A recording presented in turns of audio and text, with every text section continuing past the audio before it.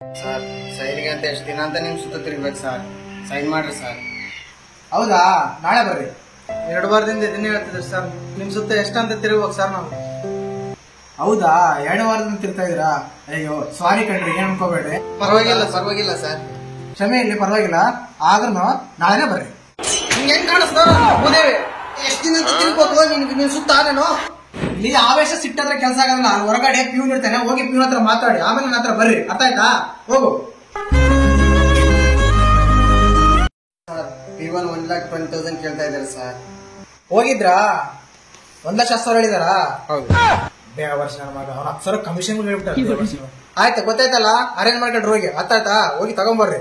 ಕೆಲಸ ಆಗಲ್ಲ, ಏನಿಲ್ಲ. ಅಲ್ಲಿ ಪ್ಯೂನ್ ಹತ್ರ ಮಾತಾಡ್ಬೋದು. ಬಿಸಿಲು ಬೇರೆ ಐತೆ, ತುಂಬಾ ಬಿಸಿಲಪ್ಪ. ಬಿಸಿಲಿಗೆ ನೀರ್ ಕುಡಿದ್ರೆ ಸ್ವಲ್ಪ ಕೊಡ್ತೆ. ಸ್ವಲ್ಪ ಹಿಂಗ ಹೊರಗಡೆ ಹೋಗ್ಬರೋಣ.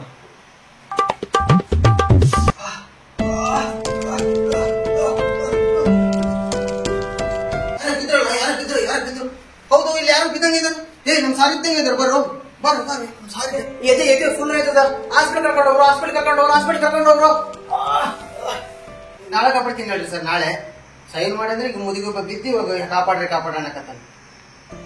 ನಂಗೆ ಅರ್ಥ ಆಗೈತು, ನನಗೆ ಅರ್ಥ ಆಗೈತೆ. ಆಫೀಸಿಗೆ ಬಂದ ನಿಮ್ಗೆ ನಾಳೆ ಬಾ ಅಂತ ಹೇಳಿದ್ದೆ, ಇದಕ್ಕೆ ನೀವು ನಾಳೆ ಬಾ ಅಂತ ಹೇಳಿದ್ರ.